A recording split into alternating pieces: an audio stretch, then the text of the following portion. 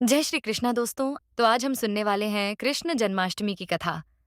कृष्ण जन्माष्टमी की कथा सुनने से भगवान कृष्ण जी का आशीर्वाद सदैव आप पर बना रहता है। तो चलिए कथा शुरू करते हैं।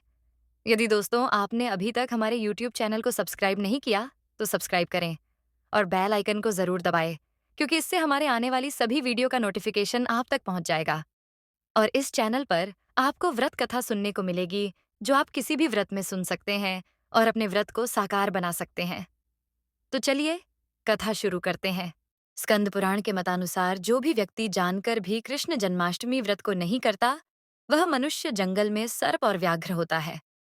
ब्रह्म पुराण का कथन है कि कलयुग में भाद्रपद मास के कृष्ण पक्ष की अष्टमी में 28वें युग में देवकी के पुत्र श्री कृष्ण उत्पन्न हुए थे। यदि दिन या रात में कला मात्र भी रोहिणी न हो, तो विशेषकर चंद्रमा से मिली हुई रात्रि में इस व्रत को करें। भविष्य पुराण का वचन है, श्रावण मास के शुक्ल पक्ष में कृष्ण जन्माष्टमी व्रत को जो मनुष्य नहीं करता, वह क्रूर राक्षस होता है। केवल अष्टमी तिथि में ही उपवास करना कहा गया है। यदि वही तिथि रोहिणी नक्षत्र से युक्त हो, तो जयंती नाम से संबोधित की जाएगी। वहनी पुराण का वचन है कि कृष्ण पक्ष की जन्माष्टमी में यदि एक कला भी रोहिणी नक्षत्र हो, तो उसको जयंती नाम से ही संबोधित किया जाएगा। अतः उसमें प्रयत्न से उपवास करना चाहिए। इंद्र ने कहा है, हे ब्रह्मपुत्र, हे मुनियों में श्रेष्ठ, सभी शास्त्रों के झाता, हे देव, व्रतों में उत्तम उस व्रत को बताएं जिस व्रत से मनुष्यों को मुक्ति लाभ प्राप्त हो, तथा हे ब्राह्मण, उस व्रत से प्राणियों को भोग व मोक्ष भी प्राप्त हो जाए। इंद्र की बातों को सुनकर नारद जी ने कहा, त्रेता युग के अंत में और द्वापर युग के प्रारंभ समय में निंदित कर्म को करने वाला कंस नाम का एक अत्यंत पापी दैत्य हुआ। उस दुष्ट व नीच कर्मी दुराचारी कंस की देवकी नाम की एक सुंदर बहन थी। देवकी के गर्भ से उत्पन्न 8वां पुत्र कंस का वध करेगा। नारद जी की बातें सुनकर इंद्र ने कहा, हे महामते, उस दुराचारी कंस की कथा का विस्तार पूर्वक वर्णन कीजिए। क्या यह संभव है कि देवकी के गर्भ से उत्पन्न 8वां पुत्र अपने मामा कंस की हत्या करेगा? इंद्र की संदेह भरी बातों को सुनकर नारद जी ने कहा, हे अदिति पुत्र इंद्र, एक समय की बात है। उस दुष्ट कंस ने एक ज्योतिषी से पूछा कि ब्राह्मणों में श्रेष्ठ ज्योतिर्विद, मेरी मृत्यु किस प्रकार और किसके द्वारा होगी? ज्योतिषी बोले, हे दानवों में श्रेष्ठ कंस, वसुदेव की धर्मपत्नी देवकी, जो वाक्पटु है और आपकी बहन भी है, उसी के गर्भ से उत्पन्न उसका 8वां पुत्र, जो कि शत्रुओं को भी पराजित कर इस संसार में कृष्ण के नाम से विख्यात होगा, वही एक समय सूर्योदय काल में आपका वध करेगा। ज्योतिषी की बातें सुनकर कंस ने कहा, हे दैवज, बुद्धिमानों में अग्रण्य, अब आप यह बताएं कि देवकी का 8वां पुत्र किस मास में किस दिन मेरा वध करेगा? ज्योतिषी बोले, हे महाराज, माघ मास की शुक्ल पक्ष की तिथि को 16 कलाओं से पूर्ण श्री कृष्ण से आपका युद्ध होगा। उसी युद्ध में वे आपका वध करेंगे। इसलिए हे महाराज, आप अपनी रक्षा यत्नपूर्वक करें। इतना बताने के पश्चात नारद जी ने इंद्र से कहा, ज्योतिषी द्वारा बताए गए समय पर ही कंस की मृत्यु कृष्ण के हाथ निसंदेह होगी। तब इंद्र ने कहा, हे मुनि, उस दुराचारी कंस की कथा का वर्णन कीजिए और बताइए कि कृष्ण का जन्म कैसे होगा तथा कंस की मृत्यु कृष्ण द्वारा किस प्रकार होगी। इंद्र की बातों को सुनकर नारद जी ने पुनः कहना प्रारंभ किया। उस दुराचारी कंस ने अपने एक द्वारपाल से कहा, मेरी इस प्राणों से प्रिय बहन की पूर्ण सुरक्षा करना। द्वारपाल ने कहा, ऐसा ही होगा। कंस के जाने के पश्चात उसकी छोटी बहन दुखित होते हुए जल लेने के बहाने घड़ा लेकर तालाब पर गई। उस तालाब के किनारे एक घनघोर वृक्ष के नीचे बैठकर देवकी रोने लगी। उसी समय एक सुंदर स्त्री, जिसका नाम यशोदा था, उसने आकर देवकी से प्रिय वाणी में कहा, हे कांते, इस प्रकार तुम क्यों विलाप कर रही हो? अपने रोने का कारण मुझसे बताओ। तब दुखित देवकी ने यशोदा से कहा, हे बहन, नीच कर्मों में आसक्त दुराचारी मेरा ज्येष्ठ भ्राता कंस है। उस दुष्ट भ्राता ने मेरे कई पुत्रों का वध कर दिया। इस समय मेरे गर्भ में 8वां पुत्र है, वह इसका भी वध कर डालेगा। इस बात में किसी प्रकार का संशय या संदेह नहीं है, क्योंकि मेरे ज्येष्ठ भ्राता को यह भय है कि मेरे अष्टम पुत्र से उसकी मृत्यु अवश्य होगी। देवकी की बातें सुनकर यशोदा ने कहा, हे बहन, विलाप मत करो। मैं भी गर्भवती हूँ। यदि मुझे कन्या हुई तो तुम अपने पुत्र के बदले उस कन्या को ले लेना। इस प्रकार तुम्हारा पुत्र कंस के हाथों मारा नहीं जाएगा। तदनंतर कंस ने अपने द्वारपाल से पूछा, देवकी कहाँ है? इस समय वह दिखाई नहीं दे रही है। तब द्वारपाल ने कंस से नम्रवाणी में कहा, हे महाराज, आपकी बहन जल लेने तालाब पर गई हुई है। यह सुनते ही कंस क्रोधित हो उठा और उसने द्वारपाल को उसी स्थान पर जाने को कहा जहां वह गई हुई है। द्वारपाल की दृष्टि तालाब के पास देवकी पर पड़ी। तब उसने कहा कि आप किस कारण से यहाँ आई हैं? उसकी बातें सुनकर देवकी ने कहा कि मेरे गृह में जल नहीं था, जिसे लेने मैं जलाशय पर आई हूँ। इसके पश्चात देवकी अपने गृह की ओर चली गई। कंस ने पुनः द्वारपाल से कहा कि इस गृह में मेरी बहन की तुम पूर्णतः रक्षा करो। अब कंस को इतना भय लगने लगा कि गृह के भीतर दरवाजों में विशाल ताले बंद करवा दिए और दरवाजे के बाहर दैत्यों और राक्षसों को पहरेदारी के लिए नियुक्त कर दिया। कंस हर प्रकार से अपने प्राणों को बचाने के प्रयास कर रहा था। एक समय सिंह राशि के सूर्य में आकाश मंडल में जलाधारी मेघों ने अपना प्रभुत्व स्थापित किया। भादो मास की कृष्ण पक्ष की अष्टमी तिथि को घनघोर अर्धरात्रि थी। उस समय चंद्रमा भी वृष राशि में था। रोहिणी नक्षत्र बुधवार के दिन सौभाग्य योग से संयुक्त चंद्रमा के आधी रात में उदय होने पर आधी रात के उत्तर एक घड़ी जब हो जाए तो श्रुति स्मृति पुराणोक्त फल निःसंदेह प्राप्त होता है। इस प्रकार बताते हुए नारद जी ने इंद्र से कहा, ऐसे विजय नामक शुभ मुहूर्त में श्री कृष्ण का जन्म हुआ और श्री कृष्ण के प्रभाव से ही उसी क्षण बंदीगृह के दरवाजे स्वयं खुल गए। द्वार पर पहरा देने वाले पहरेदार राक्षस सभी मूर्छित हो गए। देवकी ने उसी क्षण अपने पति वसुदेव से कहा, हे स्वामी, आप निद्रा का त्याग करें और मेरे इस अष्टम पुत्र को गोकुल में ले जाएं। वहां इस पुत्र को नंदगोप की धर्मपत्नी यशोदा को दे दें। उस समय यमुना जी पूर्ण रूप से बाढ़ग्रस्त थीं, किंतु जब वसुदेव जी बालक कृष्ण को सूप में लेकर यमुना जी को पार करने के लिए उतरे, उसी क्षण बालक के चरणों का स्पर्श होते ही यमुना जी अपने पूर्व स्थिर रूप में आ गईं। किसी प्रकार वसुदेव जी गोकुल पहुंचे और नंद के गृह में प्रवेश कर उन्होंने अपना पुत्र तत्काल उन्हें दे दिया और उसके बदले में उनकी कन्या ले ली। वे तत्क्षण वहां से वापस आकर कंस के बंदी गृह में पहुंच गए। प्रातःकाल जब सभी राक्षस पहरेदार निद्रा से जागे तो कंस ने द्वारपाल से पूछा कि अब देवकी के गर्भ से क्या हुआ? इस बात का पता लगाकर मुझे बताओ।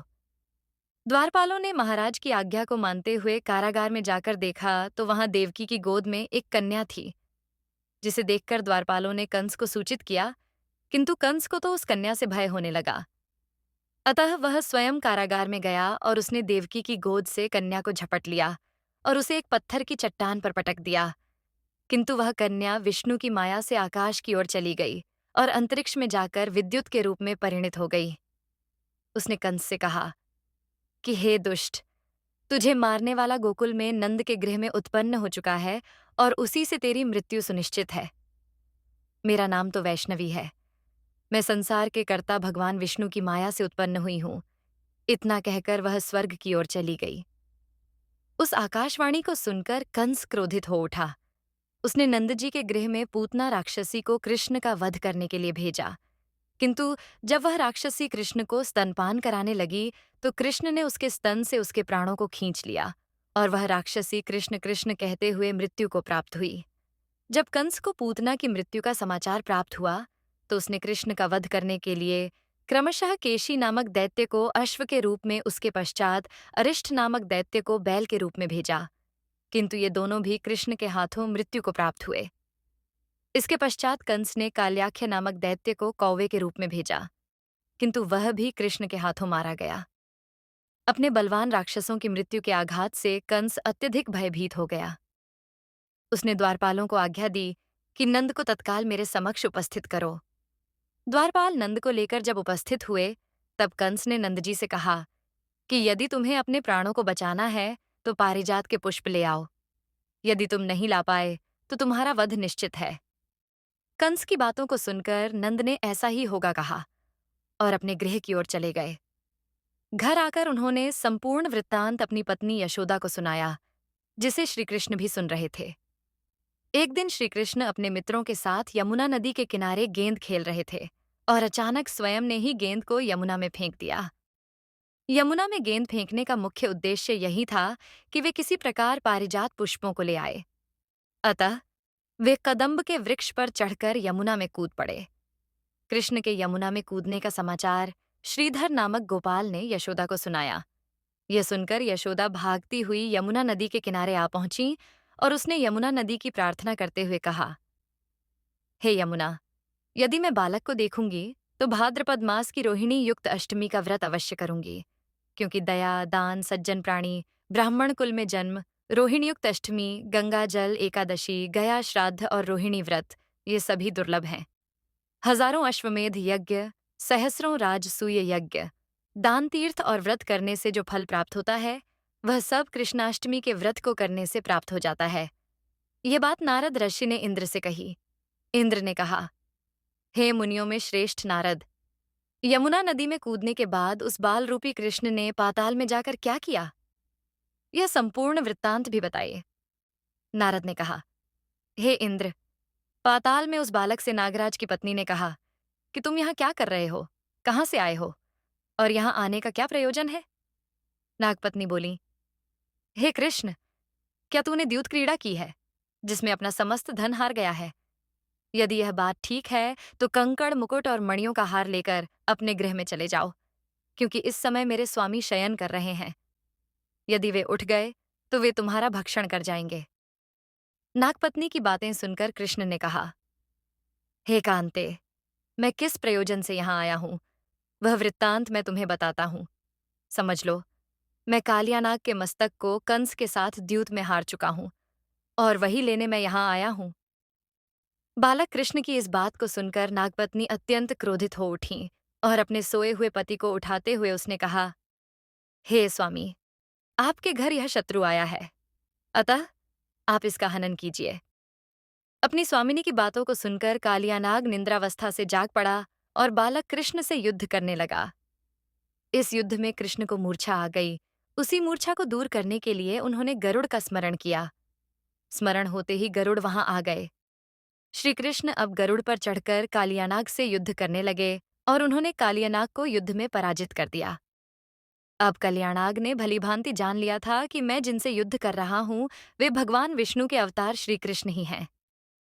अतः उन्होंने कृष्ण के चरणों में साष्टांग प्रणाम किया और पारिजात से उत्पन्न बहुत से पुष्पों को मुकुट में रखकर कृष्ण को भेंट किया। जब कृष्ण चलने को हुए तब कालियानाग की पत्नी ने कहा, हे स्वामी, मैं कृष्ण को नहीं जान पाई। हे जनार्दन, मंत्र रहित, क्रिया रहित, भक्ति भाव रहित मेरी रक्षा कीजिए। हे प्रभु, मेरे स्वामी मुझे वापस दे दें।